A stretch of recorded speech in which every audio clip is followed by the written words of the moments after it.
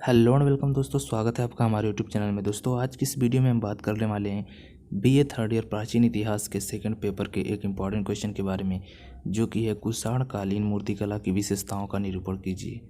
दोस्तों ये क्वेश्चन जो है काफ़ी इंपॉर्टेंट क्वेश्चन है और प्रीवियस ईयर एग्जाम्स में इसे कई बार पूछा जा चुका है। तो चलिए देखते हैं इसका आंसर हम किस प्रकार से देंगे। तो यहाँ पे उत्तर में हम देखते हैं कि कुषाणों के शासनकाल में मूर्तिकला के क्षेत्र में दो स्वतंत्र शैलियों का विकास हुआ। ये भी गांधार शैली एवं मथुरा शैली। इन दोनों शैलियों को कनिष्क की ओर से पर्याप्त प्रोत्साहन एवं संरक्षण प्राप्त हुआ। कुषाणकालीन मूर्तिकला की इन दोनों शैलियों की प्रमुख विशेषताएं निम्नवत हैं। दोस्तों कुषाणकालीन मूर्तिकला में दो प्रकार की शैलियों का निर्माण हुआ था, जो कि है पहला गांधार शैली और दूसरा जो है मथुरा शैली। और इन दोनों शैलियों को जो है कनिष्क जो राजा थे उनकी तरफ से जो है बहुत ज़्यादा प्रोत्साहन मिला था और इनको संरक्षण का जो है को भी प्राप्त था, यानी कि इनको संरक्षण भी कनिष्क के द्वारा मिला था। कुषाणकालीन मूर्तिकला की इन दोनों शैलियों की प्रमुख विशेषताएं निम्नवत हैं। तो चलिए देख लेते हैं कुषाणकालीन की गांधार शैली की विशेषता।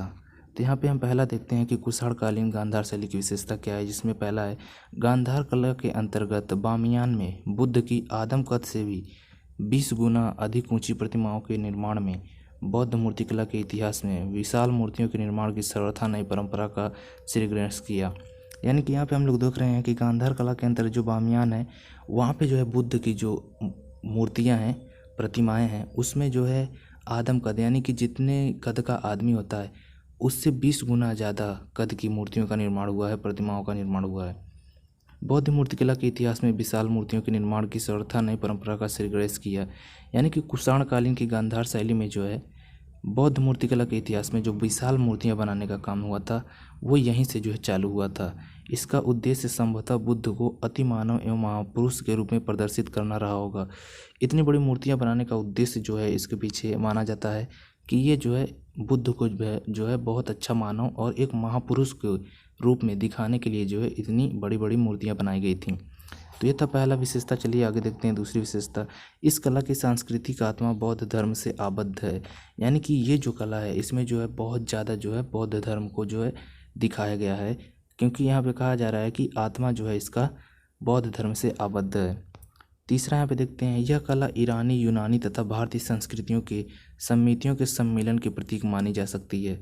दोस्तों ये जो है इसमें इस कला में जो है यूनानी जो थे वो जो कलाकार थे तो इसकी वजह से जो है, और ये भारतीय थी, ईरानी भी लोग भी इसमें शामिल थे, तो इस वजह से जो है इसको कहा जाता है कि ये जो है विभिन्न समितियों की सम्मेलन की प्रतीक मानी जाती है। यानी कि यह कला जो है ईरानी, यूनानी और भारतीय संस्कृति से मिली जुली कला है। अगला देखते हैं हम लोग, बुद्ध के जीवन दृश्यों को सजीव शैली में उकेरा गया है, किंतु बुद्ध बोधिसत्वों को मुखाकृति अध्यात्म भावना शून्य है। यहाँ पे कहा जा रहा है कि जो बुद्ध के जीवन के दृश्य हैं उनको एक सजीव, जैसे कि एकदम जिंदा प्रतीत होता हो, ऐसी शैली में उकेरा गया है, किंतु जो बुद्ध के बोधिसत्व थे उनकी मुखाकृति में अध्यात्म भावना शून्य है। यानी कि उनके मुख को देख के अध्यात्म भावना प्रतीत नहीं होता है, वो एकदम शून्य है। वस्तुतः यहाँ की मूर्ति में योगीश्वर बुद्ध की उस छवि का सर्वथा अभाव है जो मथुरा की बुद्ध प्रतिमाओं में पाई जाती है।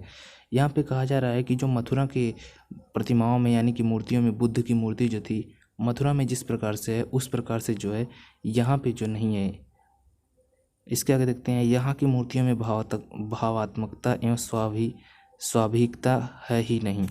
यानी कि यहाँ पे कहा जा रहा है कि यहाँ की जो मूर्ति हैं इसमें भाव नहीं है और स्वाभाविकता नहीं भी है। यानी कि ये दोनों चीज़ों की कमी जो है यहाँ पे है। आगे चलिए देखते हैं, हम लोग देखते हैं अगला विशेषता, गांधार बुद्ध में भारतीय परंपरा के मूर्ति विज्ञान संबंधी गुण हैं। यानी कि यहाँ पे जो भारतीय परंपरा के जो मूर्ति विज्ञान है उससे संबंधित गुण पाए जाते हैं। अगला, बौद्ध प्रतिमाओं में केश विन्यास भारतीय परंपरा से भिन्न है। इसमें कहा जा रहा है कि जो इसमें जो केश विन्यास है यानी कि बालों को जिस तरह से बनाया गया है वह जो है भारतीय परंपरा से जो है अलग है। भारतीय परंपरा में ऐसे बालों को नहीं बनाया जाता था। बाल घुंघराले दिखाए गए हैं, यानी कि बाल जो है घुंघराले दिखाए गए हैं। आगे देखते हैं, बुद्ध मूर्ति को मोटा अथवा संघाटी ओढ़े चित्रित किया गया है। यानी कि यहाँ पे जो बुद्ध भगवान की मूर्तियाँ बनाई गई हैं उनमें जो है उनको जो ओढ़ाया गया है या पहनाया गया है मूर्ति में, उसको जो है बहुत ज़्यादा मोटा और संघाटी है, यानी कि मोटे वस्त्रों से उनको जो है दिखाया गया है कि ये मोटे वस्त्र ओढ़े हुए हैं। अगला देखते हैं, बुद्ध बोधिसत्वों की मूर्तियों में कहीं कहीं पगड़ी और मूँछों का अंकन भी किया गया है जो सर्वथा अभारतीय है। वस्तुतः गांधार के कलाकारों ने बुद्ध को अपोलो की भांति चित्रित किया है। यहाँ पे कहा जा रहा है कि बुद्ध बोधिसत्वों की मूर्तियों में कहीं कहीं पगड़ी है और मूँछों को भी अंकन किया गया है, जबकि ऐसा जो है भारतीय कला में नहीं होता है। तो यहाँ पे जो है गांधार के कलाकार जो थे उन्होंने बुद्ध को अपोलो की भांति चित्रित किया है। इसके अगले आगे देखते हैं हम लोग। गांधार कला की मूर्तियाँ अपनी विशेष सज्जा, अभिव्यक्ति तथा शारीरिक सुडौलता के कारण सरलता से पहचानी जा सकती है। यानी कि अगर आप गांधार कला की मूर्तियों को देखते हैं तो आप उन्हें सरलता से पहचान जाएंगे कि ये गांधार कला की मूर्तियाँ, क्योंकि इसमें जो विशेष सज्जा है, यानी जिस प्रकार से उसे सजाया गया है, जो अभिव्यक्ति है और जो शारीरिक सुडौलता है, उससे आप तुरंत पहचान जाएंगे कि ये गांधार कला की मूर्ति है।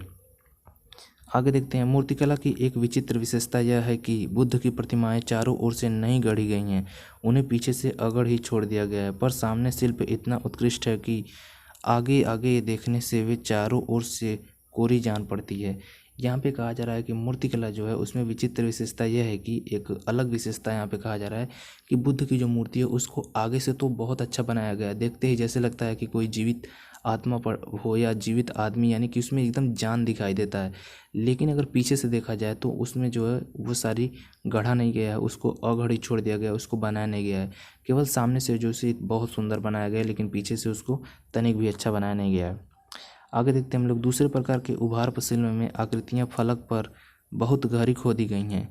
यहाँ आकृतियाँ अपेक्षाकृत अधिक हैं और पृष्ठभूमि छायायुक्त है। यहाँ पे दूसरे प्रकार की शिल्प जो है उससे तुलना की जा रही है कि दूसरे प्रकार के उभार शिल्प में जो है आकृतियाँ फलक पर बहुत गहरी खोदी गई हैं और यहाँ पर जो है आकृतियाँ अपेक्षाकृत अधिक हैं और पृष्ठभूमि छायायुक्त हैं। इसका अगला हम लोग देख लेते हैं विशेषता। यह दो प्रकार की शैलियों का असफल मिश्रण है, जिसमें एक बहुत विकसित है और दूसरी प्रारंभिक। यहाँ पे दो शैलियों की बात की जा रही है, जिसमें जो है ये एक शैली जो है बहुत ज़्यादा विकसित हो चुकी है और एक शैली जो है बहुत ही ज़्यादा प्रारंभिक है।